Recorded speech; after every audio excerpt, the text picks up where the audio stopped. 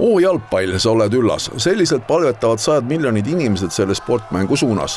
Samuti liiguvad seal suured rahad. Eestis on jalgpallil olnud pikalt üks kuningas, Aivar Pohlak ja üks oluline klubi FC Flora. Tähtis on selliselt kontrollida selle alaga seotud erinevaid liikumisi. Nõmme Unitedi jalgpalliklubi noortetööjuht Madis Metsmägi aga ei suutnud enam lihtsalt pealt vaadata, kuidas seda äri väga jõuliselt ja kindlate reeglite järgi aetakse.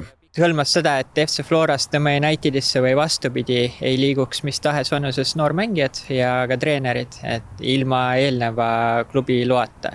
Et kui see ajastus lõpuks oli enne valimisi, aga tegelikult ma olen noortekomisjonides ja Jalgpalliliidus mitu aastat juba seda teemat tõstatanud, et noormängijatel need ülemineku regulatsioonid ei ole päris õiged. Tegelikult tähendab siis see seda, et teatud huvigrupid kontrollivad väga täpselt, mis mängijate ja personaliturul toimub ja iga liigutuse fikseerivad.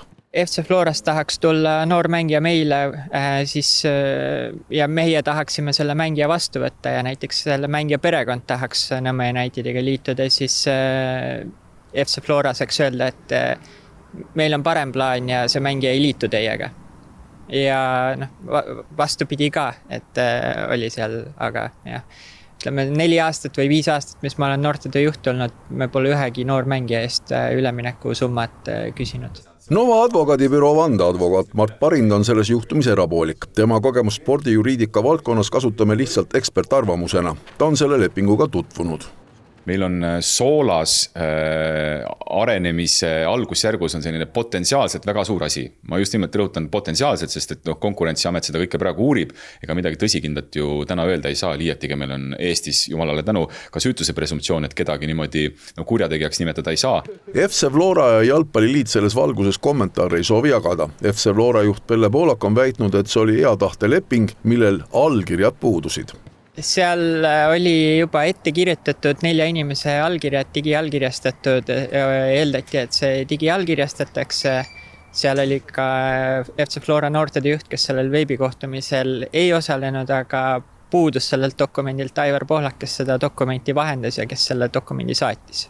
Tegemist on tervet konkurentsi piirava lepinguga, mis surub jalgpallurid ja personali kindlatesse raamidesse. Karistusseadustiku järgi on karistada mitte üksnes siis kuriteo toimepanemine, vaid ka süüteokatse, kuriteokatse. Nii et ka see, et seda lepingut ainiti pakuti või seda hea tahte kokkulepet pakuti, ka see võib olla teatud tingimustel karistatav. Mitteametlikult on selgitatud, et selliselt on Eesti jalgpallis toimitud juba nii umbes 20 aastat ja keegi ei ole sellele tähelepanu pööranud. Kuigi kõik kiruvad, siis tehakse seda kõik rahulikult edasi. Mida aga otsustab nüüd konkurentsiamet selles tingimustes, eks see näitab juba lähiaeg.